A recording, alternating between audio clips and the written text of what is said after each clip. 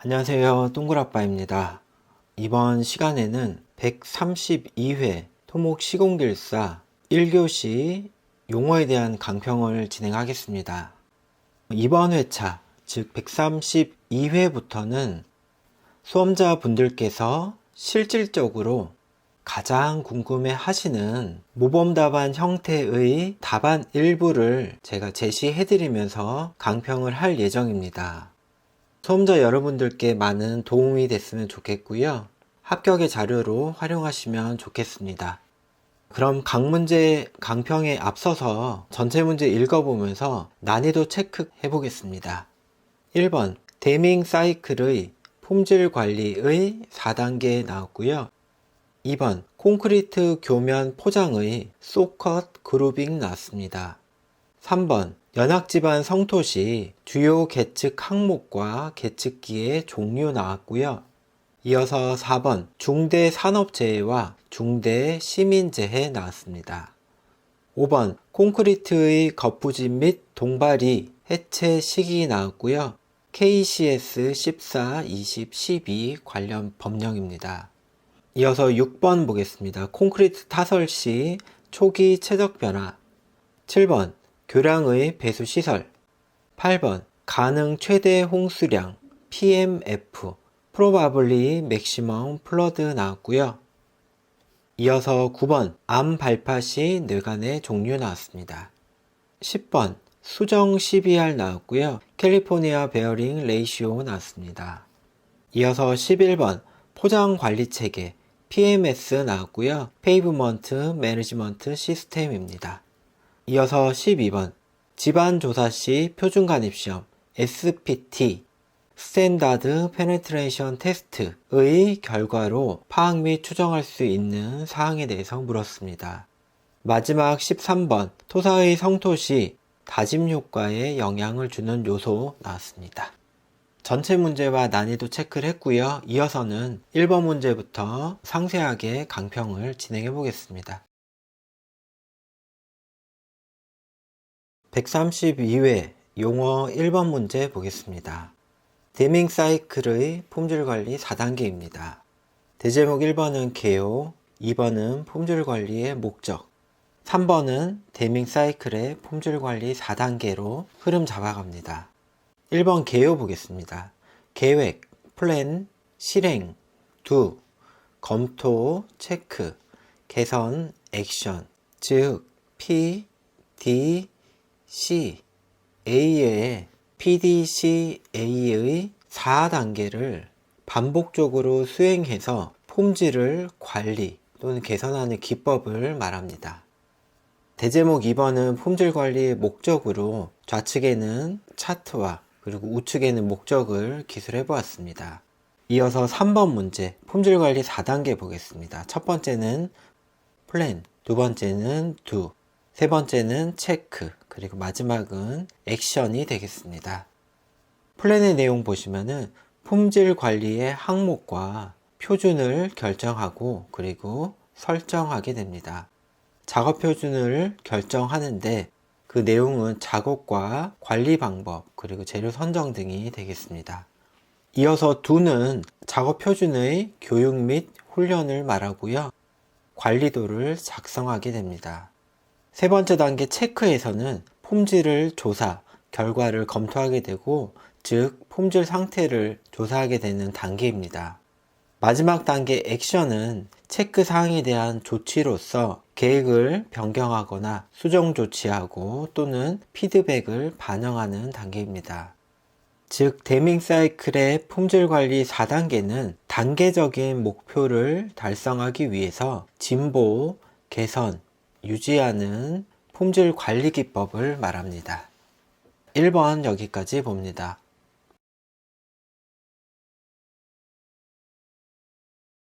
2번 문제 보겠습니다. 콘크리트 교면 포장의 소컷 그루빙 보겠습니다. 자, 이게 제가 그루밍이라고 썼는데 답안지에 이 그루밍을 전부 다 그루빙으로 바꾸도록 하겠습니다. 소컷 그루빙. 자, 3번도 그리고 4번도 바꾸도록 하겠습니다. 자, 대제목 보겠습니다. 1번은 개요, 2번은 소컷 그루빙의 시공 방법 분류이고요. 3번은 소컷 그루빙의 특징이고 4번은 소컷 그루빙의 시공시 유의사항으로 잡아갑니다. 개요 보겠습니다. 그루빙이란 노면의 미끄럼 저항성을 높이기 위해서 교면 포장의 표면에 일정 간격으로 홈을 파는 작업이다 라고 소컷 그루빙에 대한 정의를 내려줬습니다. 이어서 2번은 시공 방법 분류를 해보았고요. 그리고 시공 방법 분류 중에 소컷 그루빙에 대한 개요도를 그려줍니다. 3번 내용 보시면은 표로 정리해 보았는데 장점과 단점 그리고 비고로 이렇게 구분해 보았습니다. 장점은 스키드 저항성 증가, 소음 감소, 수막을 제거하고 타이어 마모에 대한 감소, 그리고 포장 수명을 연장하는 효과가 있고, 반면 시공 비용이 증가되고 시공 시 소음이 발생하고 홈이 마모되거나 열화하는 경우, 즉 성능이 떨어지는 경우는 정기적인 보수가 필요하다는 단점이 있습니다. 비고표에는 소컷 그루빙에 대한 기준 재원을 이렇게 그려주었습니다. 이어서 마지막 4번은 시공시 유의사항 중에 중요한 부분을 키워드 위주로 정리해서 답안을 완성해 보았습니다. 3번 문제 보겠습니다. 연약지반 성토시 주요 계측 항목과 계측기의 종류 나왔습니다. 1번 개요, 2번 연약지반 성토시 주요 계측 항목과 계측기의 종류로 썼고요. 3번은 연약지반 성토시 계측관리 유의사항 썼습니다. 개요 부분 보겠습니다. 연약지반 성토 공사 중 안전관리와 성토에 의한 계량 성과 및 결과 또는 과정을 확인하기 위해서 계측 관리를 수행한다 라고 개요 부분 썼고요. 계측 항목과 계측 종류에 대한 내용이 아니고 계측을 왜 하는지 그 부분에 대해서 개요를 정리해 보았습니다. 2번 내용, 계측 항목과 계측기의 종류 보도록 하겠습니다. 개요도는 이렇게 전반적으로 보시면 되고요. 계측기의 종류, 이런 부분 색칠해 가면서 보겠습니다. 지표면 치마계, 시계 방향으로 돌겠습니다. 토압계, 그리고 지중경사계, 그리고 간극 수압계, 그리고 지하수위계, 그리고 지중치마계, 그리고 좌측 가시면 지표면 변이계 등이 있습니다. 개요도에서 보시면은 이런 경사 사면 표시와 층 다진 부분, 그리고 아래 보시면 연직 변이에 관한 부분, 수평 변이, 그리고 샌드매트, 그리고 우측 윗부분 보시면 앞성토, 이런 부분은 개요도 부분에 자연스럽게 이제 성토 관련 사항을 추가한 것이라고 보면 되고요. 사실 이런 부분이 답안을 쓰는 점수를 조금 더 잘 받기 위한 요령이라고 생각하시면 됩니다. 개요도를 이렇게 맛깔나게 한번 그려보시고요. 이어서 내용을 쓰시면 되는데, 동그라빠는 계측기의 항목을 그냥 지표 치마계, 토압계, 경사계, 지하수위계, 간극수압계 이렇게 그냥 나열식으로 쓰지 않고요. 크게 목적별로 구분해 보았습니다. 첫 번째는 치마를 관리하기 위해서 설치하는 계측기, 그리고 안전관리를 위한 방법, 그리고 이러이러한 방법으로 설치하는 것을 크게 구분을 해 보았고요. 거기에 따라서 이런 상세 계측기에 대해서 기술해 보았습니다. 이어서 마지막은 계측 관리 시 유의사항 부분이고요. 학습했던 내용 키워드 위주로 서술해 주었습니다. 3번 문제 여기까지 보겠습니다.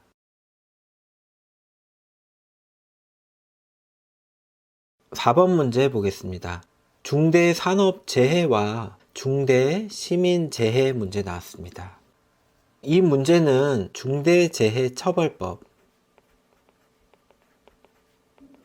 처벌법의 법규 사항에 관한 내용인데요.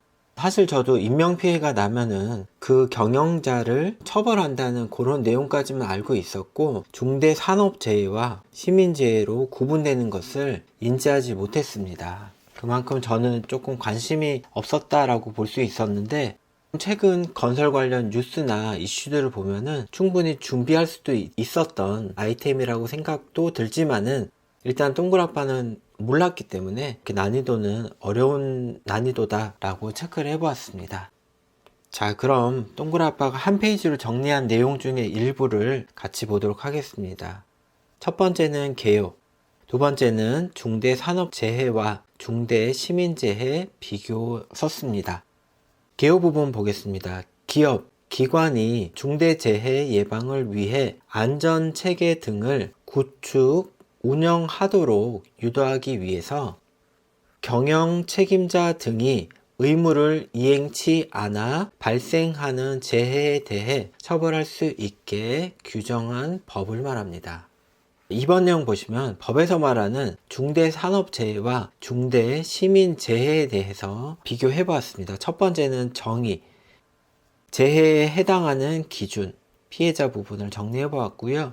안전 및 보건 확보 의무에 대해서 이렇게 기술해 보았습니다. 중대산업재해 먼저 보도록 하겠습니다. 노무를 제공하는 사람이 업무와 관련된 건설물, 설비 등에 의하거나 또는 작업 등에 의해서 사망 등의 재해가 발생되는 경우를 말합니다.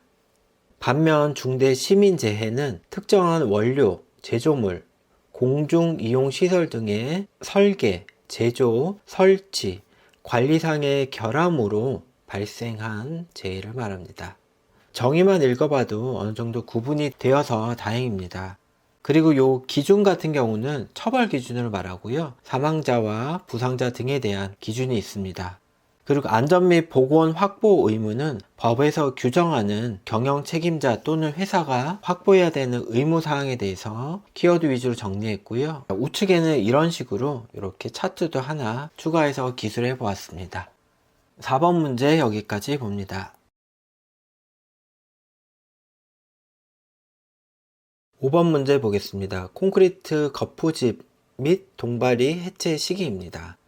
1번은 개요, 2번은 콘크리트의 거푸집 및 동바리 해체 시기이고요. 3번은 거푸집 및 동바리 해체 시 유의사항으로 흐름 가져갑니다. 개요부터 보겠습니다. 콘크리트 타설 후 소요 강도가 확보될 때까지 유지, 지지해주는 구조물이 거푸집 및 동바리이고 설계 및 시방 기준에 부합하는 경우 해체가 가능하다라고 개요 썼습니다. 이번 내용 보시면 크게 두 가지로 구분됩니다. 콘크리트의 압축 강도를 시험하는 경우 해체 시기이고요.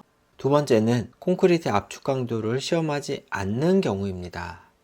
부제를 보시면은 기초 보호 기둥의 벽 등의 측면은 5MPa 이상의 압축 강도가 나와야 되고 슬래브 또는 보의 밑면, 아치 내면 같은 경우는 단층과 다층으로 구분이 되는데 단층의 경우는 설계 기준 압축 강도의 3분의 2 또는 최소 강도 14MPa 이상이고요. 다층 구조 같은 경우는 설계 기준 압축 강도 이상입니다. 제가 이렇게 하나하나 다 읽어봤는데 이 기회에 수험자분들도 다 외우셨으면 좋을 것 같아서 이렇게 일일이 다 읽어봤습니다.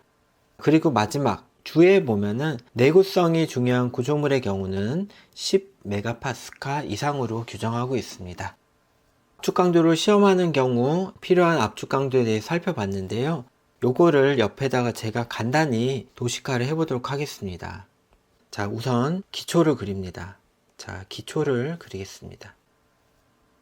기초는 압축 강도가 5MPa 이상이라고 그랬습니다. 이어서는 기둥을 그려보도록 하겠습니다. 이렇게 초록색 기둥이 올라갑니다. 기둥도 5MPa라고 말씀드렸습니다. 이어서는 볼을 그려보도록 하겠습니다. 볼은 기둥 위에 이렇게 얹혀지는 부분, 이 부재를 말합니다. 볼은 설계 기준 강도 FCK의 3분의 2 이상이거나 14MPa 이상이라고 했습니다. 그리고 마지막 슬래브를 얹어 보도록 하겠습니다. 마지막 슬래브를 이렇게 얹어 보도록 하겠습니다. 슬래브는 보 위에 올라가는 평평한 부재입니다. 슬래브를 이렇게 얹어 보았고요. 슬래브는 보와 마찬가지로 설계 기준 강도의 3분의 2 이상, 그리고 14 메가파스칼 이상입니다. 자, 이렇게 도식화를 해보았는데요. 5 메가파스칼에 해당하는 것은 기초 구조물이거나 이렇게 수직된 부재구나 라는 느낌을 받으시면 좋고요. 반면에 설계 기준 강도의 3분의 2 이상, 14 메가파스칼 이상 폼질을 요구하는 부분은 보나 이렇게 슬래브처럼 수평 부재에 해당하는구나, 이렇게 느낌 가져가시면 됩니다. 그래서 본문 내용으로 보시면은 위에 부분은 수직 부재라고 보시면은 기초 보호 기둥 벽, 즉 수직 부재이고, 압축 강도 기준이 5 메가파스칼로 좀 작구나, 그런 느낌 가져가시면 되고요. 그 아래는 이제 수평 부재, 슬래브라든지 보의 밑면, 아치 내면이구나, 요거는 압축 강도의 3분의 2나 14 메가파스칼 이상이구나, 이렇게 느낌 가져가시고 이참에 외워주시면 좋겠습니다. 그러면 이어서 두 번째, 압축 강도를 시험하지 않는 경우는 평균 기온 20도 이상과 10도에서 20도 사이로 나눌 수 있고, 시멘트 종류에 따라서 또 구분이 됩니다.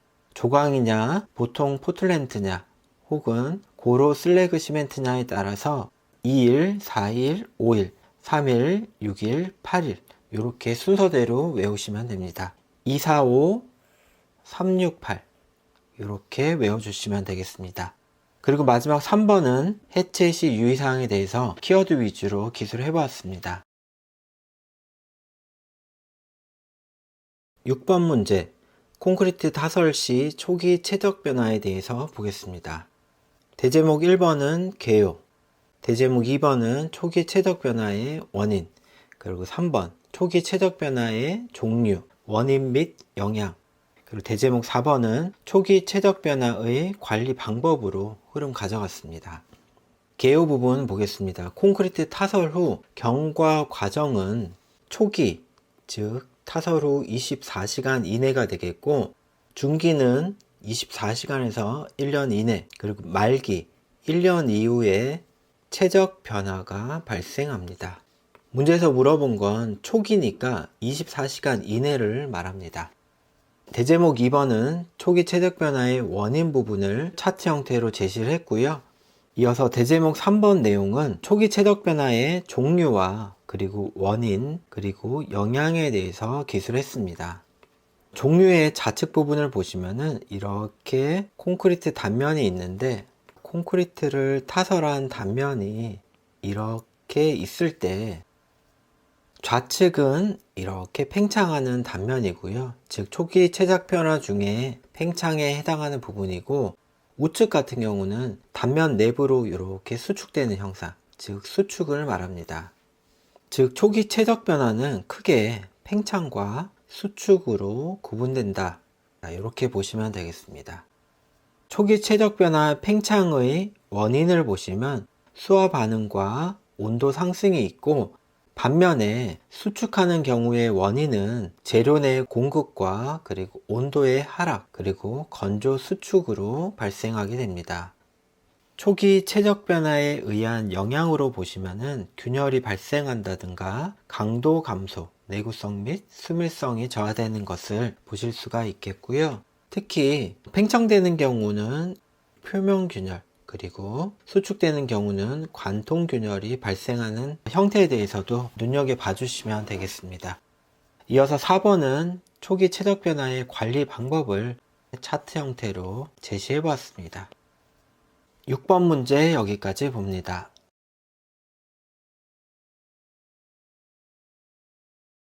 7번 문제, 교량 배수 시설 보겠습니다. 대제목 1번은 개요, 2번은 교량 배수 시설의 설계 기준 및 시공 시 유의사항 썼습니다.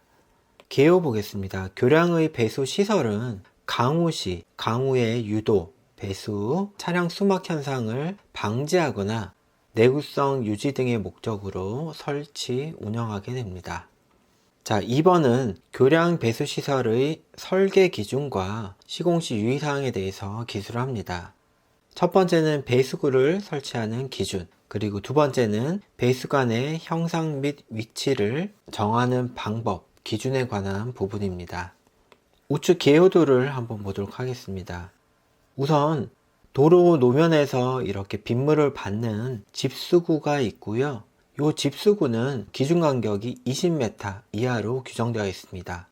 집수구에서 배수관으로 가는 요 수직 배수관 요 부분이 있고요. 그리고 배수관은 3% 하향 구배를 원칙을 합니다. 배수관으로부터 모아진 물은 유도 배수관을 통해서 이렇게 방류가 되는데, 최종 방류되는 부분은 V형 측구라든지 혹은 세굴 방지 시설 등을 설치하게끔 규정되어 있습니다. 첫 번째, 배수구 배치 기준 내용 한번 보겠습니다. 기준 간격은 20m 이하이고요. 설계 시는 집수구의 통수 능력에 대해서 수리 검토한 다음에 간격을 결정해서 설치하게 됩니다. 두 번째, 배수관의 형상 및 위치입니다. 배수관의 형상은 일반적으로 원형을 사용하고 내경은 150mm 이상 또는 계획 배수량의 3배 이상의 내경을 가지도록 합니다. 표면에서 받아주는 집수구는 포장면 아래 20m 아래로 하고, 위치는 차도와 연석이 접하는 곳으로 설치를 합니다. 그 이외사항 아래 요약해서 작성 서술을 하면 되겠습니다. 7번 문제 여기까지 봅니다. 8번 문제 보겠습니다.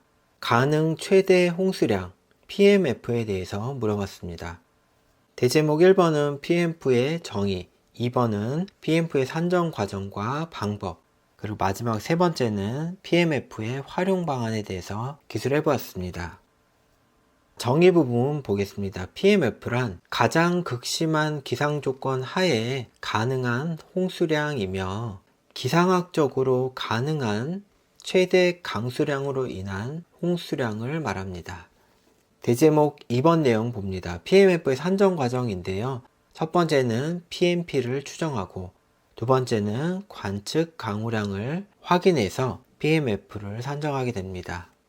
PMP를 추정하는 방법에는 초기 방법과 현재 방법이 있으며 내용 확인하시면 됩니다.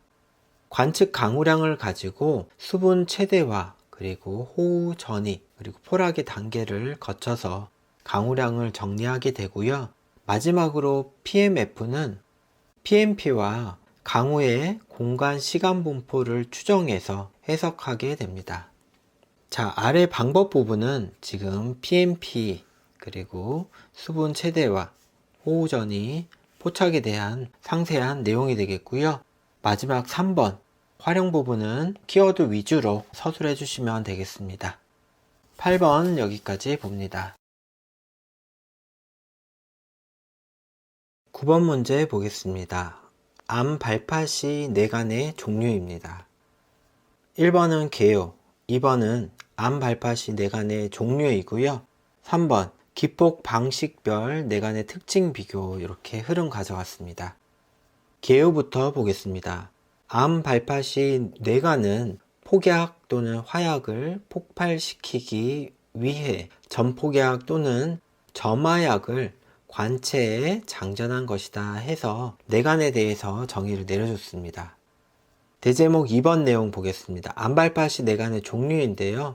첫 번째는 공업용 내간, 두 번째는 전기식 내간, 그리고 세 번째는 비전기식 내간, 그리고 네 번째는 전자 내간입니다. 첫 번째 공업용 내관은 일반적으로 사용하는 6호, 8호를 얘기하고요. 두 번째 전기식 내관은 점화장치로 전기를 이용해서 전기를 열 에너지로 변형, 폭발하는 것을 말하고, 지발 내관이 전기식 내관에 해당됩니다. 이어서 세 번째 비전기식 내관은 열 에너지를 내관에 전달시켜 폭발하는 것을 말하고, 마지막 네 번째 전자 내관은 지연제와 마이크로칩을 대체한 내관을 장착한 내관으로 국내에는 상용화되어 있지 않다고 합니다. 우측의 개요도 확인해 주시면 되겠습니다. 대제목 3번에서는 전기식 내관과 비전기식 내관, 전자 내관에 대해서 경제성과 사용 단수, 외부 전류, 결선 확인 방법, 효율성과 적용성에 대해서 이렇게 표로 비교해 보았습니다. 9번 문제 여기까지 보겠습니다.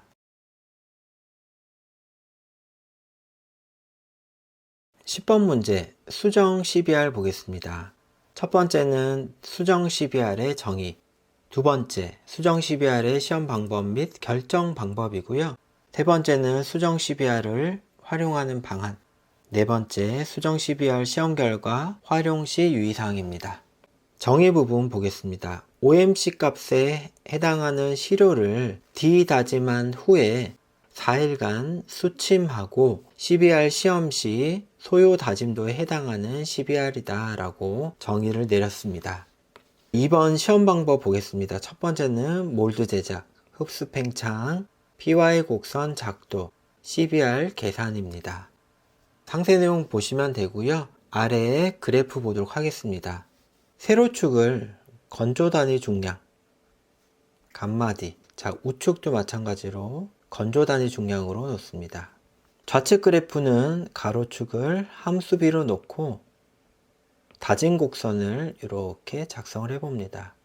우측 그래프는 CBR 시험에 따라서 가로축을 CBR로 놓고 다짐 횟수에 해당하는 CBR 값을 이렇게 플롯하게 됩니다.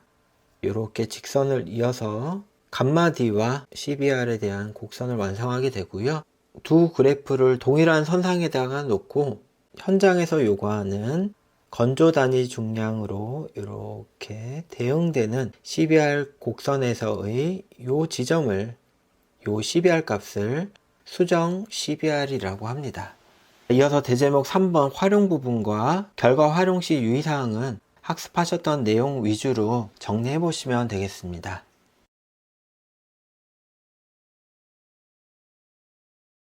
11번 문제 포장 관리 체계 PMS 보겠습니다.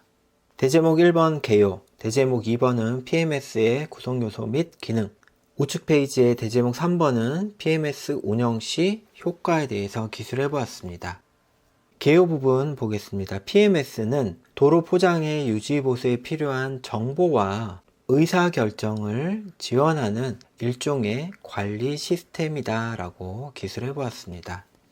대제목 2번 내용 보겠습니다. PMS의 구성 요소 및 기능입니다. 첫 번째는 포장을 평가, 두 번째는 데이터베이스화, 그리고 세 번째는 보수의 우선순위 및 공법을 결정하는 논리로 적용하게 되고, 네 번째는 현황을 조회하는 기능을 제공합니다.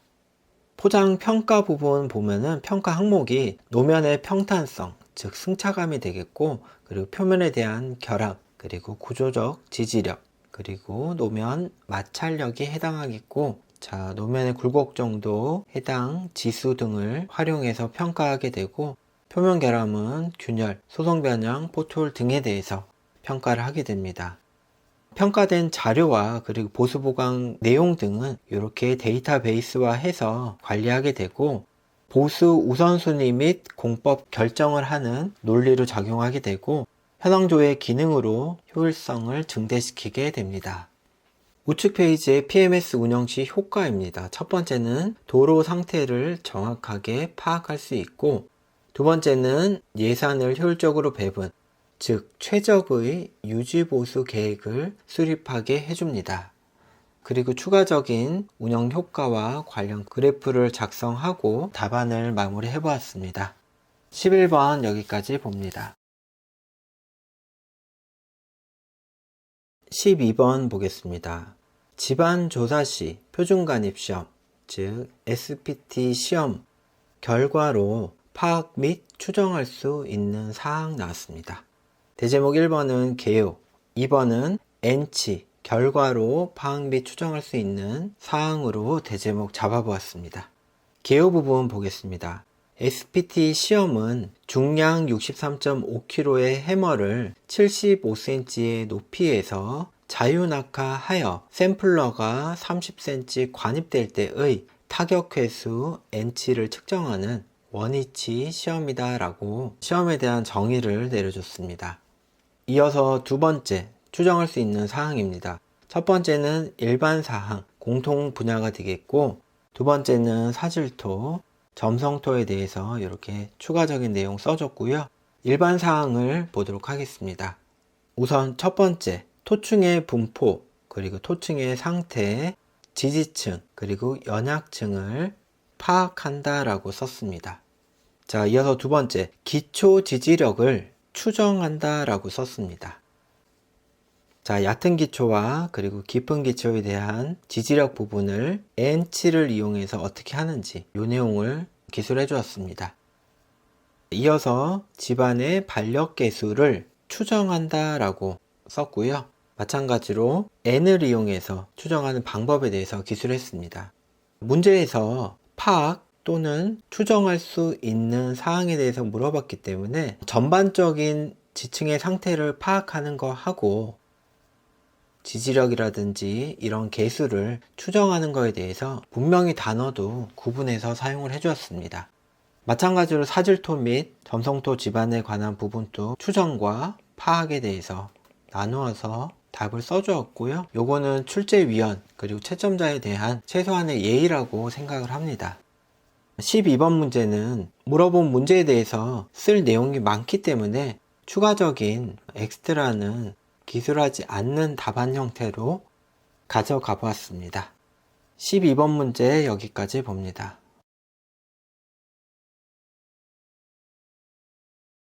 마지막 13번입니다. 토사의 성토시 다짐 효과에 영향을 주는 요소입니다. 첫 번째는 개요이고요. 두 번째는 다짐 효과에 영향을 주는 요소입니다. 개요 부분 보겠습니다. 다짐은 집안 내 간극 속의 공기를 배출시켜 입자 간의 결합을 치밀하게 해서 전단 강도 특성과 투수성 특성을 개선하는 과정을 말합니다. 2번 내용 보겠습니다. 영향을 주는 요소이고요. 이렇게 다짐 곡선에 대해서 이렇게 이쁘게 그리고 정성스럽게 그려줍니다. 그리고 그 아래에다가 영향을 주는 요소에 대해서 정리해서 기술을 해봅니다. 첫 번째는 함수비, 두 번째는 다짐 에너지, 세 번째는 토질, 그리고 네 번째는 성토 재료에 대해서 키워드 위주로 서술을 해보았습니다. 13번 여기까지 봤고요. 이렇게 해서 132회 1교시 용어에 대한 강평을 마치도록 하겠습니다. 항상 노력하고 공부하는 동굴아빠 되도록 하겠습니다. 수고하셨습니다.